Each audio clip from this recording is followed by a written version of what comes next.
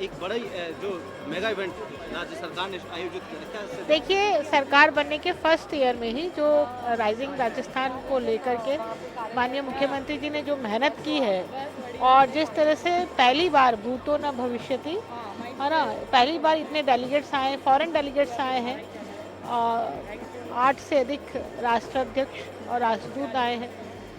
Internationally ये जो rising Rajasthan summit है उसको ऑर्गेनाइज किया, बहुत वेल मैनेज और बहुत अच्छे से व्यवस्थित किया है। मैं उनको बधाई देती हूँ। माननीय प्रधानमंत्री जी ने जो तारीफ की है वो वास्तव में सही तारीफ है, क्योंकि किसी भी मुख्यमंत्री के लिए ये बहुत मुश्किल होता है, ये पल बहुत मुश्किल होता है, लेकिन यहाँ जो प्रशासनिक अधिकारी हैं और मुख्यमंत्री जी के साथ कदम से कदम मिला करके उन्होंने जो ये आयोजन किया, ये बहुत खूबसूरत है। राइजिंग राजस्थान का ये भव्य उद्घाटन कल प्रधानमंत्री ने किया था। दूसरा दिन है कि बीजेपी विधायक किरण माहेश्वरी हमारे साथ है।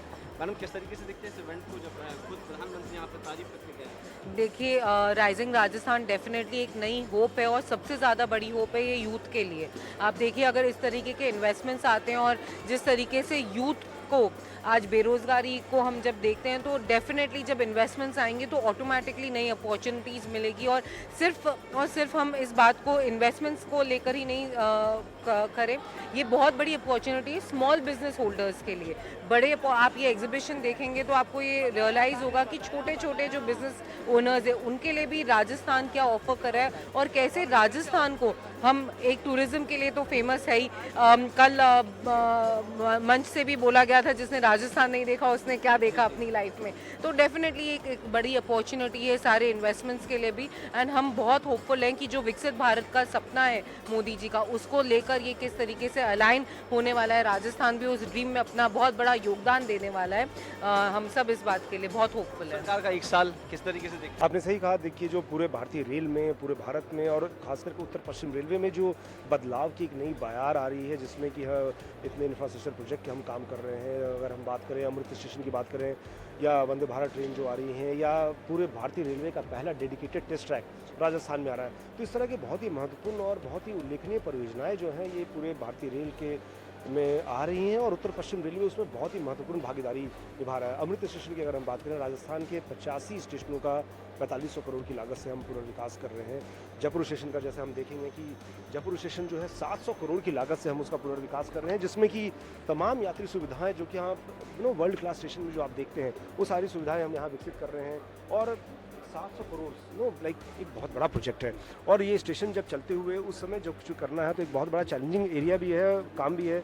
इन सब कुछ को ध्यान में रखते हुए हम इन स्टेशन का पुनर्विकास कर रहे हैं। एयर कॉन्कॉर्स की कॉन्सेप्ट हम इसमें दे रहे हैं, जिसमें कि एक ट्रैक से दूसरे ट्रैक के बीच में एक स्काई वॉक की तरह 10,000 स्क्वायर मीटर का एरिया होगा, जो कि एक शॉपिंग मॉल की तरह डेवलप होगा और हम इनको सिटी सेंटर के रूप में डेवलप करेंगे। जैसा कि जेईसीसी में इंतज़ार था, जो राइजिंग राजस्थान समिट था वो भव्य तरीके से कल उसकी शुरुआत हो चुकी है। और आज राइजिंग राजस्थान के दूसरे दिन हम देख सकते हैं भारतीय संस्कृति की पहचान जो है हमारे यहाँ। हमने अभी कालबेली नृत्य और ये सब देखे। अब हम यहाँ आप देख सकते हैं जिस प्रकार लकड़ी पे पुराने टाइम में खटिया बनाई जाती थी और जिसे पीढ़ा भी कहा जाता है, उनसे बात करेंगे। ये पुराने अब जो परंपरा है उनको जीवंत कर रहे हैं। जी बताएं इसके बारे में। मेरा नाम रामरख जाट है। हमारा गांव गढ़सूरिया है, जिला जोधपुर। ये स्प्लिट प्लाई ब्रेडिंग है, कॉटन वेविंग का हम काम करते हैं। जो वेस्ट मटेरियल होता है उसमें हम काम करते हैं। और मेरे पिताजी काम करते थे बहुत पहले, 30 साल पहले। पिताजी जाने के बाद में मैंने काम किया हूँ, तो मैंने ये वापस जीवित किया हूँ कि जोधपुर में कई जगह पे और भारत में कई जगह पे हमने फैलाए हैं और स्टूडेंटों को हमने बहुत सिखाए हैं। कॉलेज के अंदर IIT, निफ्ट, जोधपुर, FDD और IHT। और हाथ से बनाते हैं आप ये पूरा हैंडमेड काम है। आपके साथ में हम बना के भी दिखाते हैं कि जो भी यहाँ मेले लगाते हैं तो बना के दिखाते हैं। ऐसे खाट बनते हैं, ऐसे बनाया जाता है। ये सूत से बनाए जाते हैं। वेस्ट ये देखो जैसे चिंदी होती है नहीं, ये पुराने जमाने के अंदर ये ऐसे गाई उसको ढेरे बोलते हैं, ये वाला।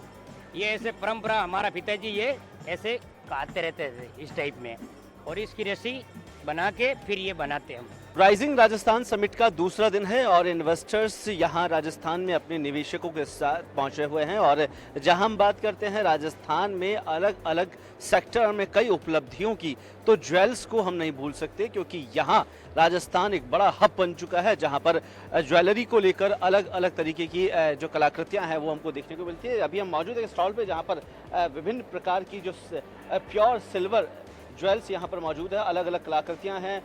खास तौर पर जब आप इस पूरे दृश्य को देखते हैं तो इस पूरे जो स्टॉल्स पर हम मौजूद है तो पूरा जो धार्मिक एक प्रक्रिया है उसको दर्शाया गया है।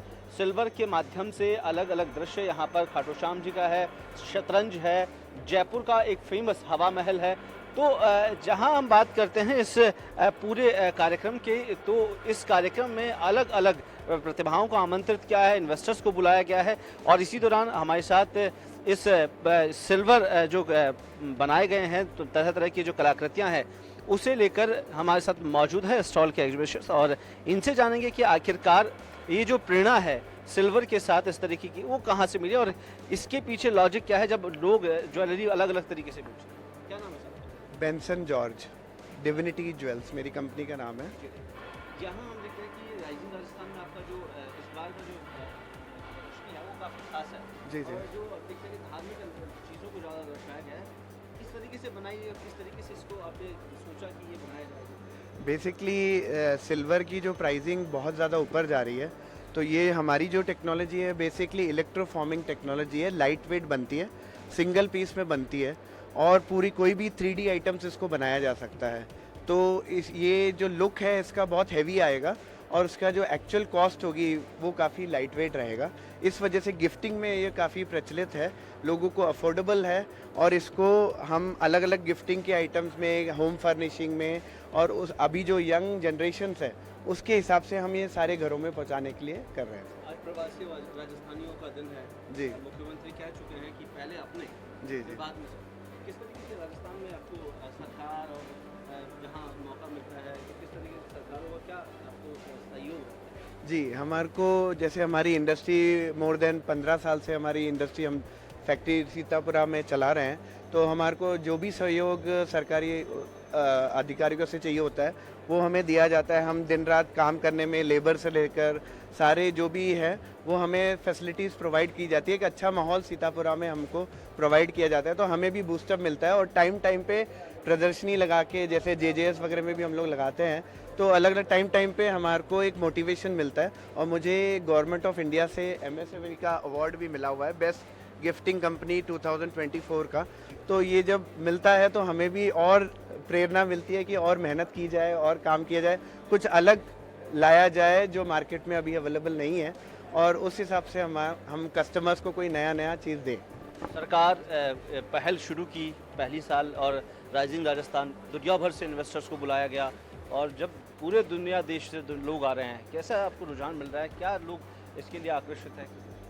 जी, ये जो हमें प्लेटफॉर्म दिया गया है, रिको की तरफ से हमें ये प्लेटफॉर्म मिला था, तो हमें बहुत खुशी है कि हमारे प्रोडक्ट, क्योंकि हम मैन्युफैक्चरिंग में हैं, हम बाहर ज़्यादा जा नहीं पाते हैं, ना हमें उस तरीके से प्लेटफॉर्म दिया जाता है। इस बार हमें जो प्लेटफॉर्म मिला है, ऑल ओवर वर्ल्ड से लोग आए हैं, हमारे प्रोडक्ट्स को देखे, उनको पता भी नहीं था कि इतने light weight items pure silver में बन सकते हैं। तो एक क्रेडिटेबिलिटी हमें मिल गई है, एक प्लेटफॉर्म मिल रहा है, दूर से लोग आ रहे हैं, और एक जो गवर्नमेंट की तरफ से हमें सहयोग मिला है, उससे हमारी जो प्योर सिल्वर की जो क्रेडिटेबिलिटी है वो और एक एनहेंस हुई है। लोगों को हमारे पे और भरोसा हो गया है, जो हमारे कस्टमर्स 15 साल से हैं, और अब जाके जो ऐड होंगे तो उनको और अच्छा एक ट्रस्ट मिलेगा, क्योंकि सिल्वर है तो हैवी प्राइसिंग का रहता है, तो ट्रस्ट बहुत इंपॉर्टेंट, सबसे पहले बेस वही है।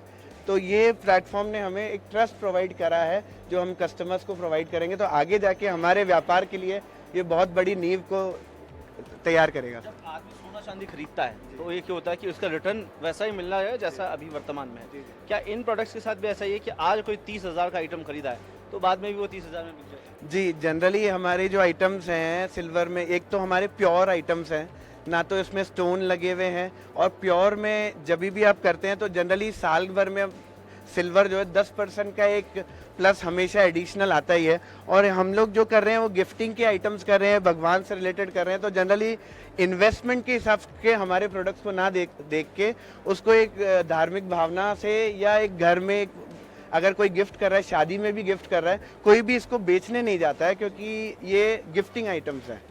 तो ये इन्वेस्टमेंट के हिसाब से नहीं है, इस वजह से रिटर्न वैल्यू इसमें नहीं आती है, लेकिन इसकी परसीव वैल्यू काफ़ी आई है।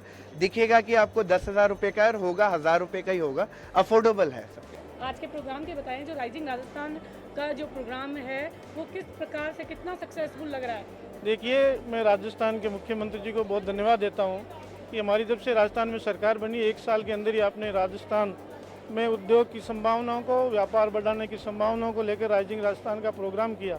और आज ये सारा कुछ प्रदर्शनी देख के इतना लोग इन्वेस्टर यहाँ आए हैं, निश्चित रूप से कह सकता हूँ कि राजस्थान में व्यापार बढ़ेगा, राजस्थान में इन्वेस्टर लोग आएंगे और राजस्थान की वृद्धि में 4 चांद लगेंगे, ऐसा मेरा विश्वास है। मंत्री जी, किस तरीके से देखते हैं कि जो आज समिट हुआ है प्रवासी राजस्थानियों का?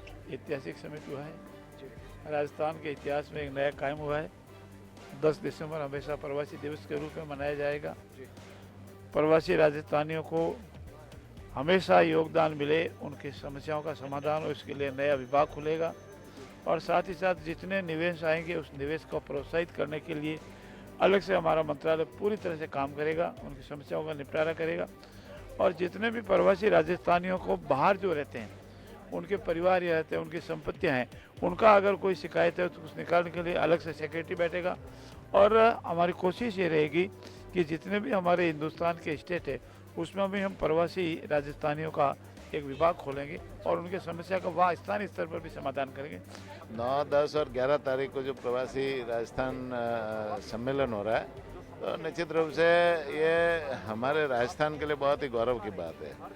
देश और दुनिया भर में जो प्रवासी राजस्थान के लोग हैं वो यहाँ अभी राजस्थान आए हैं और उन्होंने राजस्थान सरकार के साथ में MOU किए, 35 लाख करोड़ के MOU हुए। और माननीय मुख्यमंत्री जी की मंशा है कि समयबद्ध तरीके से इनको धरातल पर उतारे और समयबद्ध तरीके से उनकी क्रियान्विति हो। तो इस दिशा में उन्होंने अभी आज जैसे देखा आपने कि उन्होंने सिंगल विंडो खोलने की घोषणा की है और 10 दिसंबर को प्रतिवर्ष राजस्थान प्रवासी दिवस मनाने की घोषणा की है। तो निश्चित रूप से इससे और ताकत मिलेगी, प्रवासियों का जुड़ाव होगा और प्रवासी यहाँ राजस्थान में ज़्यादा संख्या में आएंगे। जो आएंगे तो वो यहाँ राजस्थान के विकास में मदद भी करेंगे, सभी तरह से करेंगे, आर्थिक रूप से भी करेंगे और सामाजिक रूप से भी करेंगे। सरकार का 1 साल होने वाला है, क्या कुछ? सरकार का 1 साल निश्चित रूप से आप सबने देखा कि माननीय मुख्यमंत्री माननीय भजनलाल जी के नेतृत्व में सरकार अच्छा काम कर रही है और सभी क्षेत्रों में अच्छा काम कर रही है। समाज के अंतिम छोर पे जो व्यक्ति गरीब से गरीब बैठा है, कमज़ोर से कमज़ोर व्यक्ति बैठा है, उनके उत्थान के लिए काम कर रही है। महिलाओं के सशक्तिकरण के लिए काम कर रही है, बेरोजगारों को रोजगार देने का काम कर रही है और किसानों को और मजबूत कैसे करे इस दिशा में काम कर रही है। तो आने वाले समय में और भी समाज के अंतिम छोर पे जो व्यक्ति बैठा है उन तक बिजली, पानी, शिक्षा, सड़कें, ये सारी सुविधाएं कैसे पहुंचे इस दिशा में काम कर रही है। और ये राइजिंग राजस्थान का कार्यक्रम है, ये भी सरकार का एक कार्यकाल के 1 साल के कार्यकाल की बहुत बड़ी उपलब्धि है। निश्चित रूप से आने वाले समय में सरकार और भी अच्छा काम करेगी। मुख्यमंत्री ने किया है, जो प्रवासी जो लोग हैं उनको लेकर आप क्या कहना चाहेंगे?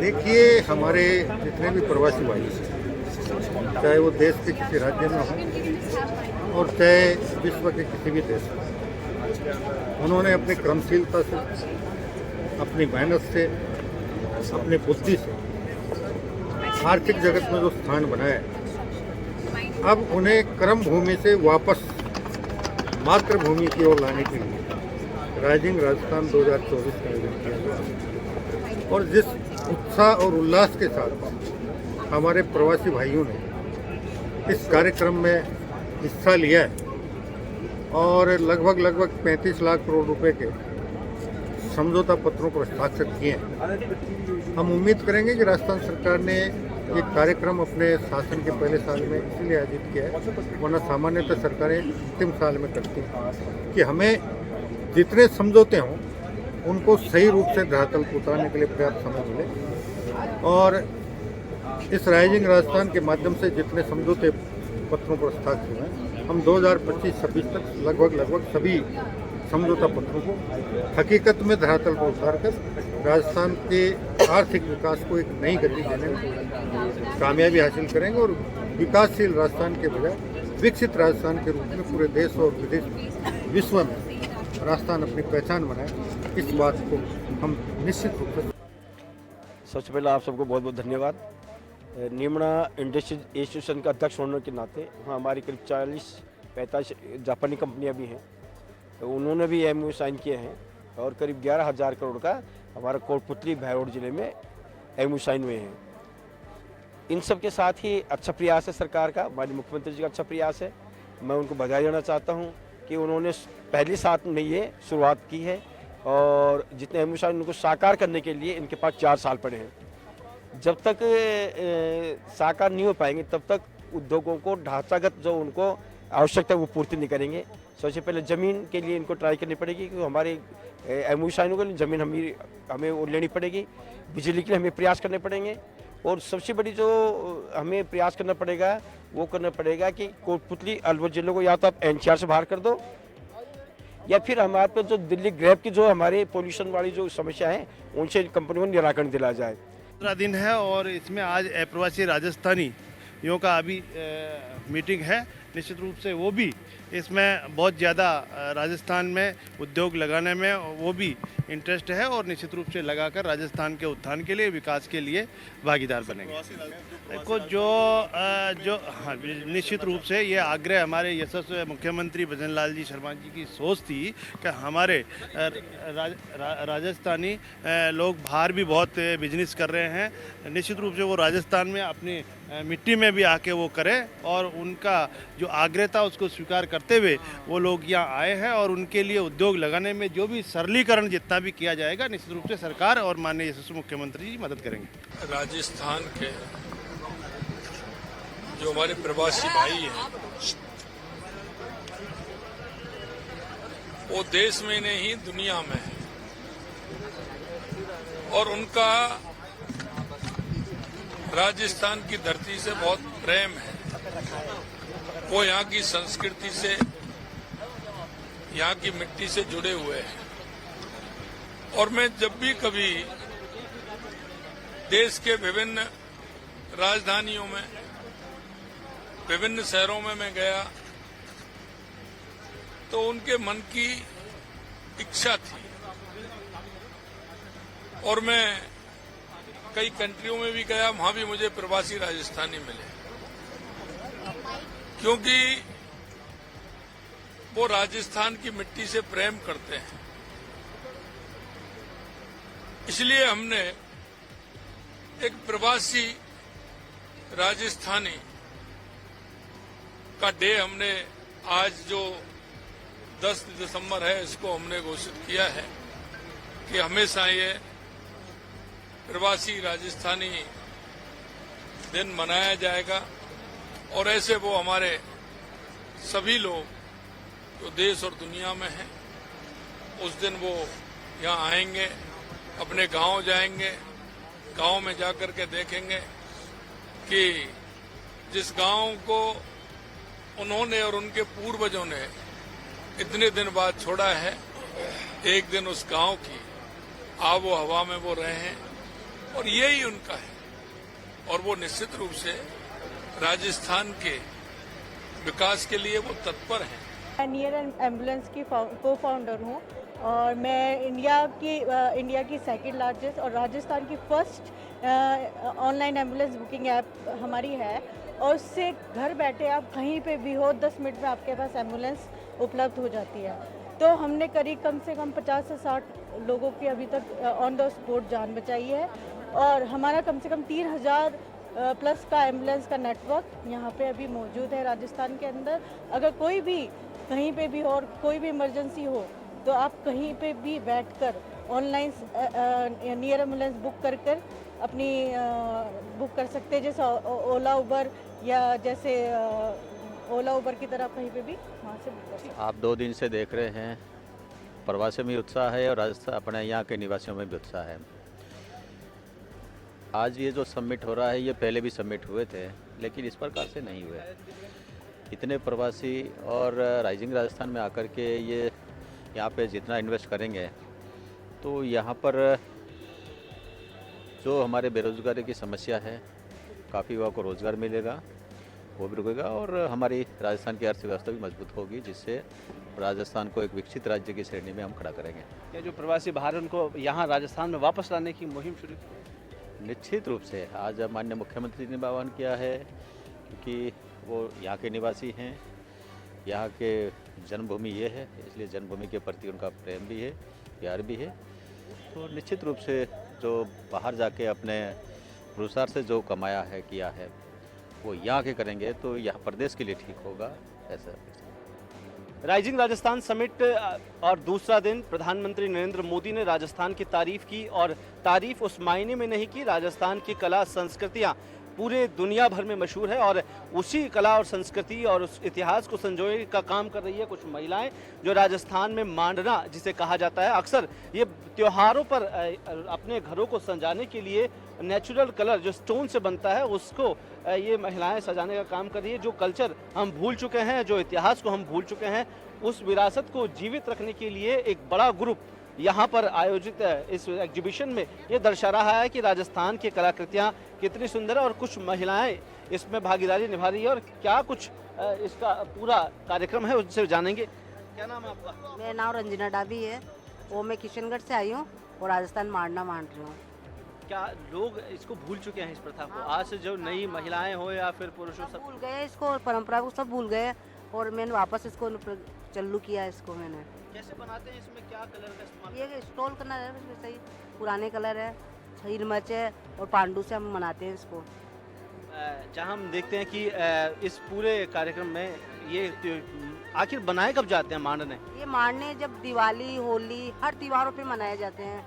शुभ काम में ये पगले होता है, ये पगले मनाते हैं शुभ काम में, नवरात्रा, फेस्टिवल, भाई दूज, सब पे ये मांडना मानते हैं। कितनी महिलाएं हैं जो इस काम को देख सकती हैं? ये मैं बोल सकी ये महिला ये भी करती है, ये गीत भी गाती है। जब हम मारना मानते हैं, जब गीत भी गाती है हमारे सब यहाँ। कोई गीत है जो आप सुनाना चाहिए?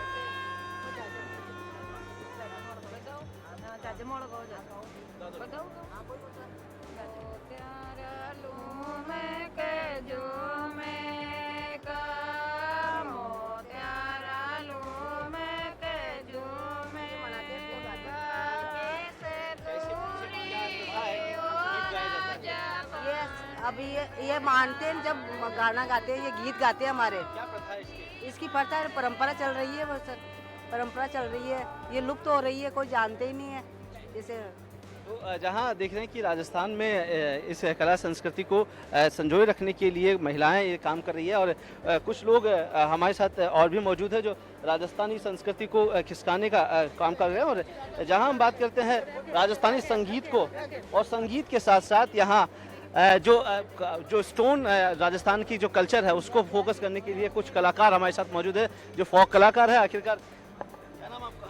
मेरा नाम शाह हेमनाथ है, गांव सोलंकी तला, तहसील शेर के जिला जोधपुर है। जोधपुर से? हाँ सर।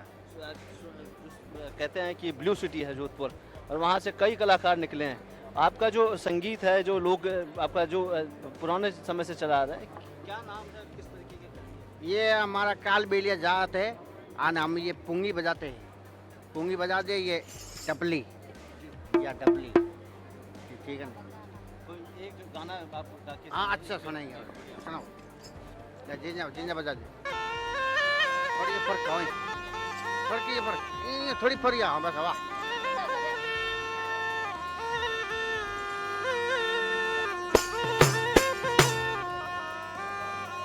जिंजा ले। राइजिंग राजस्थान का समिट का आज दूसरा दिन है, और राजस्थान के समिट के अंदर राजस्थान की बात ना हो ऐसा अधूरा है। हम बात कर रहे हैं राजस्थान की ही कलाकृतियों और राजस्थान की संस्कृति को संजोए हुए कुछ महिलाएं हमारे साथ है, जो राजस्थान की इस विरासत को आगे बढ़ाने के साथ साथ इस मुहिम में शामिल हुई है कि इस पूरी एग्जीबिशन में जब देश दुनिया के लोग यहाँ पर शामिल हुए हैं तो उनकी प्रतिस्पर्धा उनसे पीछे ना हटे। और जिस तरीके से प्रोडक्ट्स आप देख रहे हैं कि यहाँ राजस्थानी खान पान, बाजरे के बिस्किट हो, या फिर राजस्थान के मशहूर नमकीन हो, या फिर राजस्थान के सांगानेर और बगरू प्रिंट का ये पूरा दृश्य आप देख रहे हैं, जहां से दूर दूर से आए लोग इस प्रिंट का आनंद उठा रहे हैं। कल प्रधानमंत्री नरेंद्र मोदी ने भी इस प्रिंट को अपने हाथों से संजोया था और इसकी जो बारीकी और इसकी तस्वीर की जो कलाकृतियां है उसकी काफी सराहना की थी। और इसी दौरान इस पूरे एग्जीबिशन के दौरान राजस्थान के अलग अलग जिलों से कुछ महिलाएं हमारे साथ मौजूद है, उनसे बात करेंगे कि आखिरकार क्या है और किस तरीके से मुहिम को शुरू किया। क्या नाम आपका? मेरा नाम हेमलता है, मैं बाड़मेर जिले से आई हूँ। क्या प्रोडक्ट है आपके और किस तरीके से आप इसको एग्जिबिट कर रहे हैं, कैसे लोगों तक समझा रहे हैं? सर हमारे पास में ये हम बाजरे की बिस्किट बना के लाए हैं, जो मैदे से बने हुए बिस्किट आते हैं वो बच्चों के पेट में ऐसे खराबी करते हैं, और ये बाजरे की बहुत ही अच्छे प्रोडक्ट है और इसमें सारी देसी चीज़ें यूज़ की हुई है। बच्चों में और जैसे हम देखते हैं कि जैसे जैसे शहरीकरण हुआ है और शहरीकरण के दौरान राजस्थान के कुछ कल्चर को लोग भूल चुके हैं, वो खान पान भूल चुके हैं, कैसे लोगों को यहाँ पर मोटिवेट कर रहे हो कि कैसे उनको बढ़ावा दे रहे हैं कि इन पर ध्यान दे, क्योंकि लोग आजकल फास्ट फूड पर ज़्यादा फोकस कर रहे हैं। हम ये देसी कल्चर को आगे बढ़ाने के लिए देसी बाजरे से बिस्किट वगैरह ये गायों के बटर से बना के ये आगे बढ़ रहे हैं, और बच्चों के लिए बहुत ही फायदेमंद है ये बिस्किट। आगे क्या आपकी सोच है कि इसको कितना आगे बढ़ाया जाए? हम ये बिजनेस की तरह आगे इसको बढ़ाकर और हमारा घर परिवार अच्छे से चल सके, इसलिए हम। और भी महिलाएं हैं, आपका नाम क्या है? मेरा नाम दूड़ी है, मैं बाड़मेर से आई हूँ। बाड़मेर पूरा सरहदी जिला है, कहाँ कैसे पॉसिबल हो पाता है कि आप ये सब बना पाते हैं? हम 10 महिला मिल के बनाते हैं, कि बच्चे हैं ना जो बाहर का बिस्किट खाते हैं तो उनमें से बच्चों को केमिकल मिलावट है तो बच्चों को बीमारी होती है। तो हमारी ये बरसात की मौसम में बाजरा पकता है ना वही जे, और हम घर का गाय का बटर यूज़ करते हैं और इसमें केमिकल कुछ भी नहीं है, तो हमारे बच्चे स्वस्थ रहते हैं। कैसा रुझान मिल रहा है यहाँ राजस्थान, जहाँ मुख्यमंत्री ने इतना बड़ा कार्यक्रम शुरू कर दिया? बहुत अच्छा मिलता है। तो यहाँ खान पान की बात है, राजस्थानी ठाट की जब बात आती है तो इस चीज़ को नहीं भुलाया जा सकता है कि राजस्थान में जो कल्चर है और खाने पीने की जो प्रथा है उसको बिल्कुल भी नहीं भुलाने की कोशिश की जा सकती है। और जहाँ हम बात करते हैं राजस्थानी प्रिंट की, जब कल प्रधानमंत्री नरेंद्र मोदी यहाँ आए थे और इन्हीं प्रिंट का सहारा लिया था जिनके माध्यम से राजस्थान के बगरू और सांगानेरी प्रिंट को दर्शाया जाता है, और ये मशहूर है, सिर्फ भारत में नहीं पूरी दुनिया भर में इनका दबदबा है। इनसे बात करते हैं। क्या नाम आपका? मेरा नाम शिखा चौहान है। शिखा जी, कल्चर राजस्थान का प्रिंटिंग का है और जब हम देखते हैं इतने बड़े स्केल पर इतना काम होता है, दुनिया भर से लोग आते हैं, इस आर्ट को देखने के लिए क्या इसके आर्ट की इतिहास रहा है, कैसे लोगों को इसके लिए?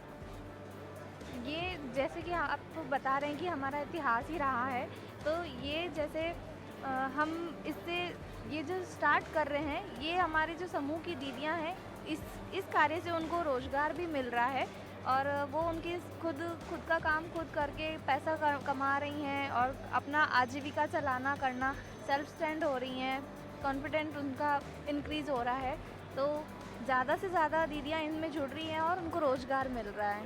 राजस्थान में महिलाओं को पर्दे में रखा गया लंबे समय तक, अब आप गृहिणी से अब कामकाजी महिलाएं बन चुकी है, तो परिवार का साथ टीम कैसे बनी, कैसे महिलाओं को आगे किया राजस्थान? जो हमारा कम्युनिटी है उसमें हमारे को ऐसा होता है कि जैसे घर के बाहर नहीं निकलना है, काम नहीं करना है और बहुत ज़्यादा पर्दे में रहना करना है, पर इसमें हमारे जैसे हमारा फैमिली बैकग्राउंड जो है वो हमारी फैमिली हमको बहुत ज़्यादा सपोर्ट करती है, जिस वजह से हम ज़्यादा से ज़्यादा काम घर के बाहर निकल के बाहर का देख सकते हैं, घर का और सारा ये बाहर आकर के जो भी हमको काम आता है, जैसे सिलाई का जो भी काम है, चाहे ब्लॉक प्रिंटिंग हो गया, सिलाई कढ़ाई बुनाई का हो गया, ये जो भी बना रहे हैं, फूड से रिलेटेड जैसे नमकीन, दाल, अचार, मसाले, घी, शहद, ये सब लोग हम इसका प्रोडक्शन करवाते हैं। सुमित जी, जो आज का जो प्रोग्राम हुआ है उसके बारे में बताएं कि कितना सक्सेस होगा, जिस प्रकार 35 MOU किए गए हैं कल। देखिए MOU 35 लाख करोड़ के MOU किए गए हैं और 35 लाख करोड़ MOU के बदौलत राजस्थान विकास में आगे बढ़ेगा। और आज मैं माननीय मुख्यमंत्री जी को धन्यवाद देता हूं कि उन्होंने आज प्रवासी दिवस की घोषणा की है कि प्रत्येक वर्ष 10 दिसंबर को प्रवासी दिवस का कार्यक्रम आयोजित किया जाएगा, जिससे जो राजस्थान से बाहर जितने प्रवासी रह रहे हैं वो आकर उसमें न सिर्फ निवेश करें बल्कि अपनी छोटी बड़ी समस्याओं का समाधान, जो आज माननीय मुख्यमंत्री द्वारा प्रवासी विभाग की घोषणा की गई, जिससे सिंगल विंडो के द्वारा उनके औद्योगिक और अपने इंडस्ट्रियलाइजेशन या छोटे मोटे उनके जो भी व्यक्तिगत काम है उन सबका समाधान सिंगल विंडो के द्वारा किया जाएगा। काफ़ी लंबे अरसे से ये मांग की जा रही थी और मैं माननीय मुख्यमंत्री जी को समस्त राजस्थान के और प्रवासियों की तरफ से बहुत बहुत धन्यवाद देना चाहूँगा कि उन्होंने आज इसकी घोषणा करी और उसका क्रियान्वयन